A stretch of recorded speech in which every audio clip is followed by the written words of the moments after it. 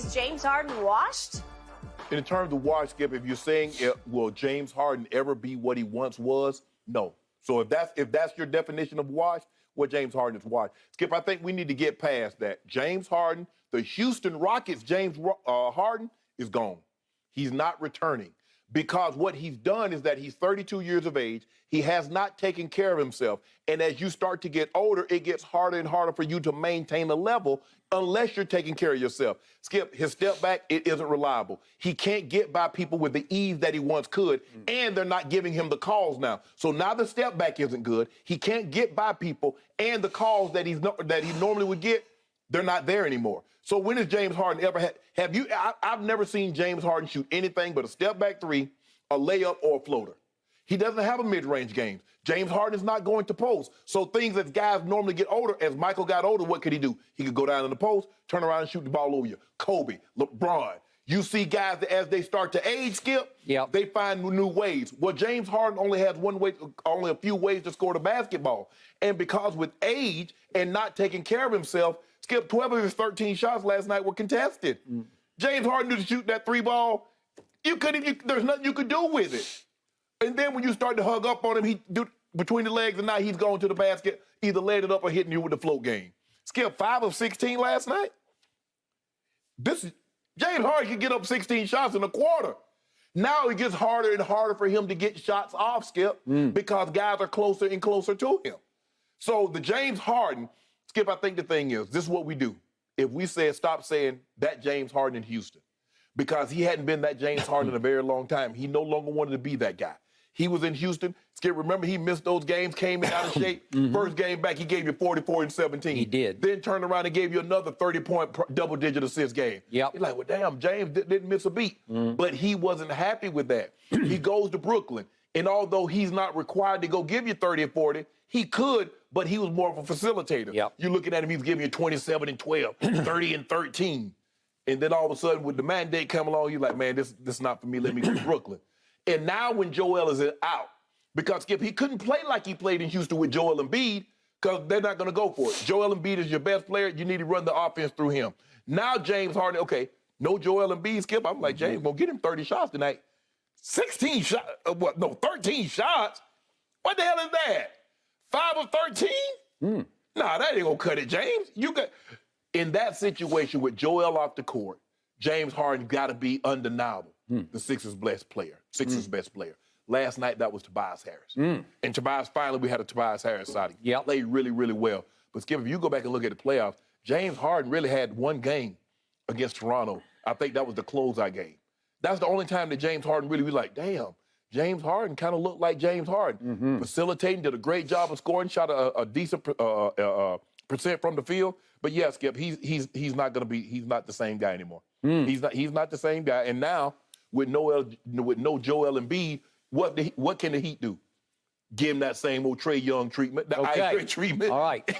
Are you finished? I'm finished. It is my turn. All you need to know about last night is somehow the Philadelphia 76ers at the Miami Heat, the team that I picked to win the East, led 51-50 at halftime. That's all you need to know.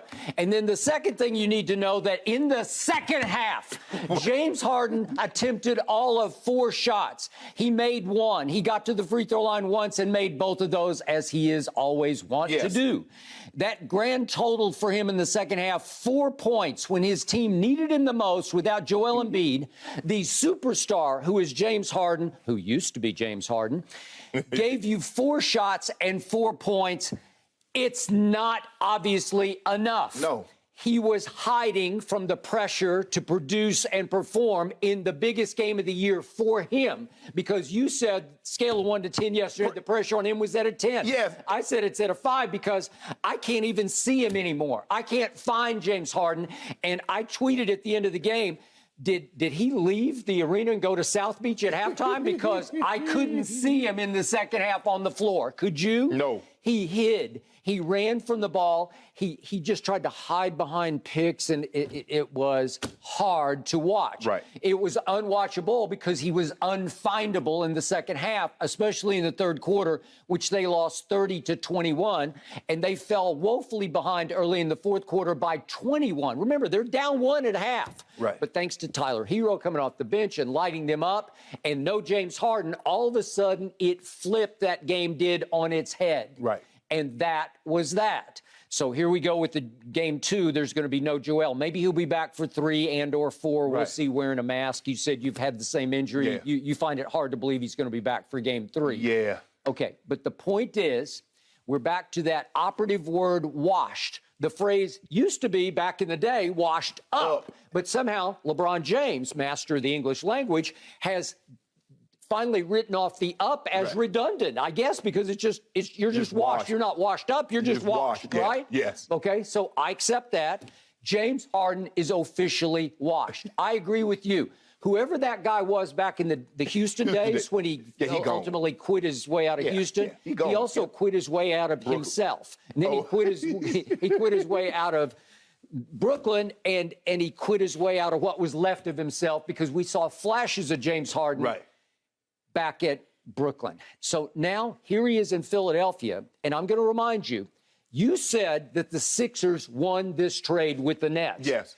Okay, are you ready to back off that? Because it looks to me like it's a disaster of a debacle of a trade for the Sixers. How do we know what Ben Simmons is going to be? Well, that's the point. But I'll tell you right here, right now, you just declared James Harden over and out, and I agree with you. He's unfixable. He's unredeemable. He's unsalvageable, because he's not going to get suddenly any younger. No. It just looks to me like he just flat out, for all the reasons you so eloquently detailed, he hit the wall. Yeah. The age wall, where he's not taking care of himself. And he's not that old, Skip. He's 32, going on 33 in August, but still. Skip, Chris Paul's about to be 37. You got it. And I'll tell you this, this is year 13 for James. Right.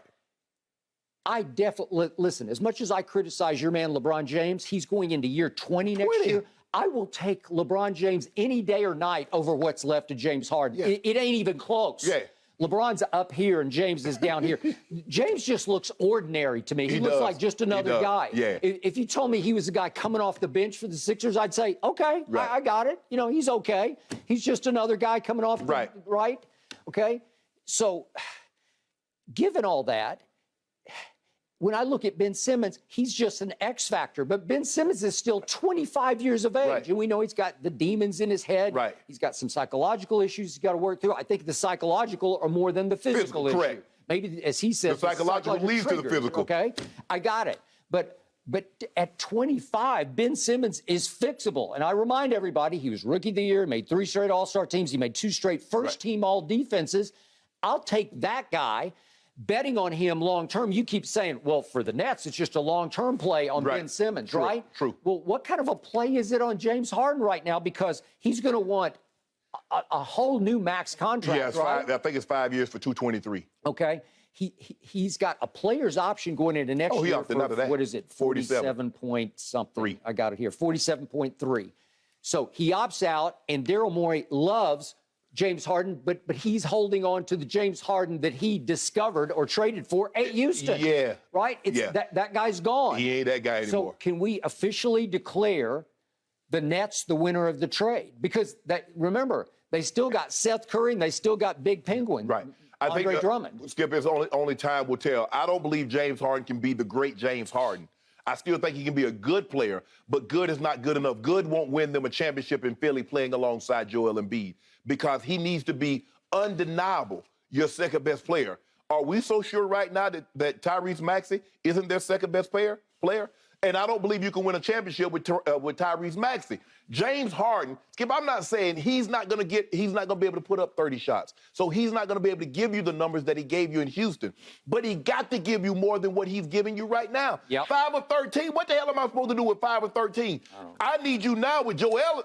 Skip, there's no reason. You ain't got to worry about trying to feed Joel the post. Now I need you to go get me 20, 25 shots. That's what I need, James Harden.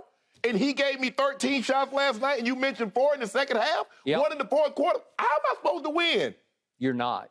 So for the game, Tobias took 18 shots, Maxey took 15, and James Harden, scheduled to make $47.3 million, took 13 shots. That's all you need to know.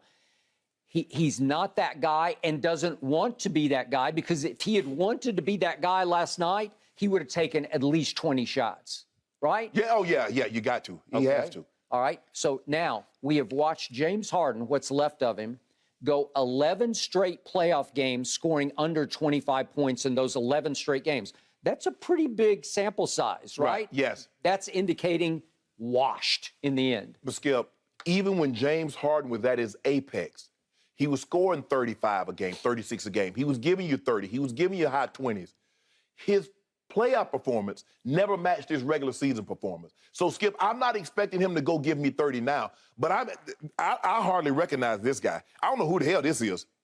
Because, like I said, Skip, the things that made him great, the step back three, that it comes and goes. He might hit one of those. He might hit one step back per game. The ability to get by people. Skip, is getting harder and harder for him to get by people. It's like a wide receiver, Skip. In your mind, you're like, man, ooh, I'm finna run this route. And next thing you know, the DB sitting right there. Like, damn, man, I know I can catch the ball. Yeah, but you got to get open. James Harden can score, but he got to get past people to score. And they're not, Skip, they're not going to give him the call. You remember James Harden went about 6 years, Skip. He led the league in free throw attempts every single year. Like, well, damn, how James Harden lead every single year? Now, they're not getting, not even, first of all, in the playoffs, Skip, they don't make those calls anyway that he normally get in the postseason. In the regular season, that's why his numbers went down drastically. Because where he was shooting 18, 20 free throws a game in the regular season, he's shooting maybe 8, 9 in the postseason. So now that's taking 8, 9, 10 points off his average. Skip, he's not that. And I've given up the hope that James Harden can ever be what he was in Houston. I don't believe he needs to be what he was in Houston in order for them to win a championship with Joel Embiid. I just know they can't win a championship with him playing like that. I don't care, Joel Embiid, Shaq, Kareem, I don't care who it is. If he's your second best player, Skip, he got to give you more than 16 and whatever he gave you. Okay. 16 and 5 assists. So here's the point about James Harden. He's 6 feet 5 inches tall. He doesn't play that tall because he doesn't come off that way on television, but he is a full 6'5". Right. He's crafty, Skip. He don't play above the rim. Gotcha. When I watched him at Arizona State, I did not see the guy who was about to emerge at Oklahoma City. So once again, the great Sam Presti, just like with Russell Westbrook, he said, aha, diamond in the rough. Yes. And he knew something nobody else seemed to know about James Harden. Right. Who was his sixth man, obviously, until finally they would not somehow pay the luxury tax to keep those three together, to keep Harden, Westbrook, and Kevin Durant together. So here he went with Daryl Morey in Houston, and there he went. I never saw that. We declared him at certain points early in this show's lifespan back in 2016 and 17. We declared him as great a perimeter scorer as we had ever seen. Jordan, Kobe, whoever you want to say, the perimeter scores where he was there. Because he didn't have a jump shot. It's still a set shot. It's a feet on the floor shot. But because he had such a first step burst to him, it was slithery, it was subtle, but it was quick. Yes. That nobody could keep him out of the lane. No. When he wanted to get in the lane, he got into it. Correct. And he has such feathery touch with his floater. He can make that, or he can get to the rim, and he can get up on occasion and dunk it. Right. It's not like he can't jump. He's just not a leaper. Yeah, that's... Okay? So now all of a sudden, if you take even half a step quickness from him, and I think a full step of quickness is gone. He's a guy. Because he never looked in shape to me in his glory years in Houston. But he was so gifted, it didn't matter. Right. So he could get the step back because you knew, I got to honor you getting by me in the lane, because I'd much rather you shoot that step back three than get by me in the lane, because if you get in the lane, I'm dead. Skip, you've covered the game long enough, and you've seen athletes age. And athletes that age, that take care of themselves, is gradual. Athletes that age and they don't take care of themselves, they step off a cliff. Well, he stepped, and he's still falling by the night further and farther down into the canyon. Because if I look back at his last 3 years in Houston, he led the league in scoring. Yes. Look at these years all the way up through the bubble year. The bubble year, he scored 34 a game and led the league. And then we go back 1 year back from that, 36 in 2019 and 2018 would be our third year on the show. he averaged 30 and led the league. So Yes. that's 3 straight years of 30, 36, and 34 points a game. Led the league. 36. Let that sink in. Yeah. That's one of the 5 or 6. That's probably top 10 as far as scoring in a season, Skip. Yep. And to your point of stepping off the cliff, I don't know if I've ever in all my years watching this game, let's just keep it in the sport of basketball, seen a super duper star. This is a mega star. Right. Step off the cliff as fast as he has. Yet he Without injury being the excuse. Well, he had the hamstring issue last year. Okay. It's lasted a whole year. Yeah, but we gave him somewhat of a pass. Yes, in the postseason, all the way to Game 7 against Milwaukee, the eventual champion, he was just a shell of himself because he's dragging his leg, and we saw that classic play in which he gets the ball, and it looks like he's got a step on everybody on the break, and he just stops. He pulls it back. Because he says, I can't even run up the court, right? Yes. So we say, okay, we give you that. And then he decides, I can't take Kyrie not getting vaccinated, so I'm going to quit my way out of Brooklyn. Right. So that's back-to-back quits. Quit his way out of Houston, quit his way out of Brooklyn.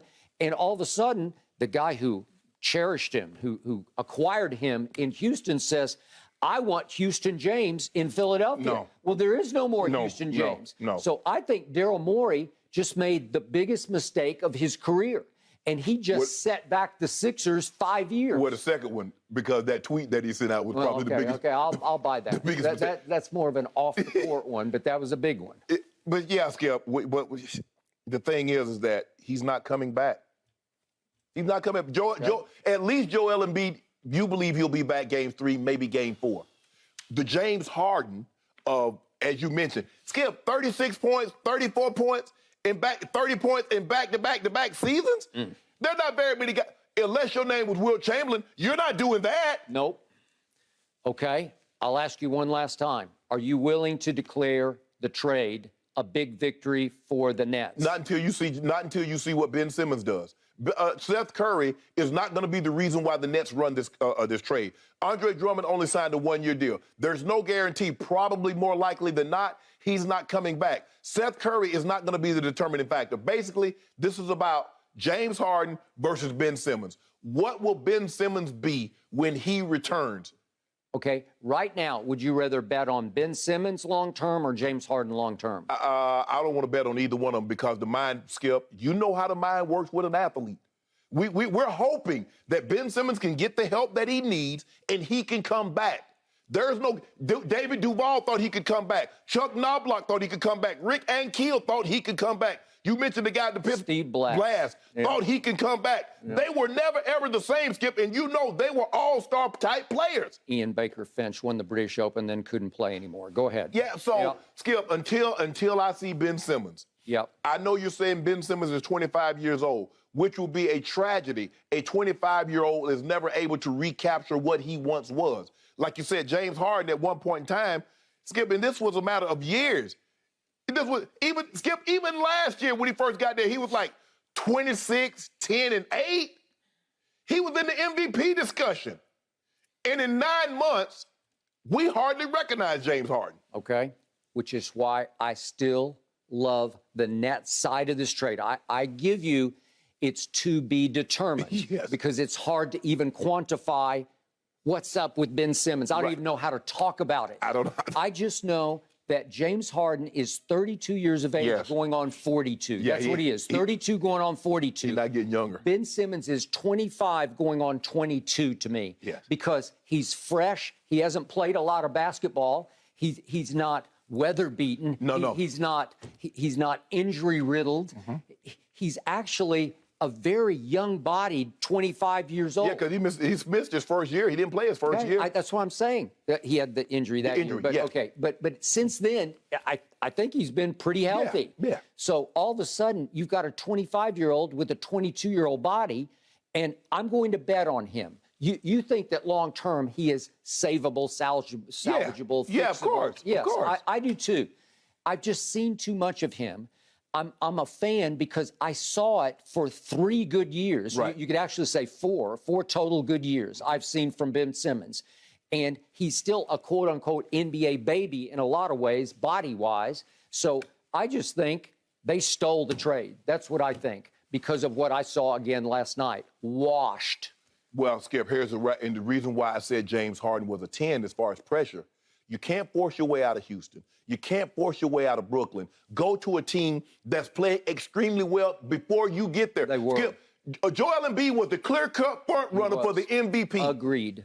And so you show up, that's why the pressure is on him. Because you said, Skip, you remember that night after they played the Lakers? He's like, you think I can win a championship with this team? Okay, he wanted to go. He ended up going to Brooklyn. KD, Kyrie, and they looked fabulous when they were on the floor. By the way, Tyrese Maxey was the biggest diamond in the rough discovered this whole basketball season, where he came out of nowhere. Yes. I mean, we saw some flashes last year, but he looked like what I would call a near star. Maybe he's not a qualified star, but like a guy who, in a pinch on occasion, he'll get you 20, Skip, he'll get you 25. He's getting by people easier than James Harden is. He's explosive.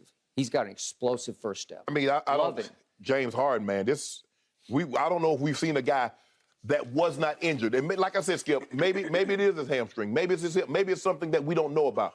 But if it's not an injury, I don't know if we've seen a superstar fall faster in basketball than what we've seen James Harden. I don't know. Maybe it's his nightlife. I don't know. It might be. Well, Miami ain't the best place for it. I agree. They might should have got the Bucks.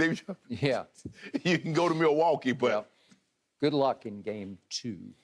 Thank you for watching. You can subscribe here to get the latest from the show, and be sure to check out more of the best clips from Undisputed, or go watch a few other segments from our other shows on FS1.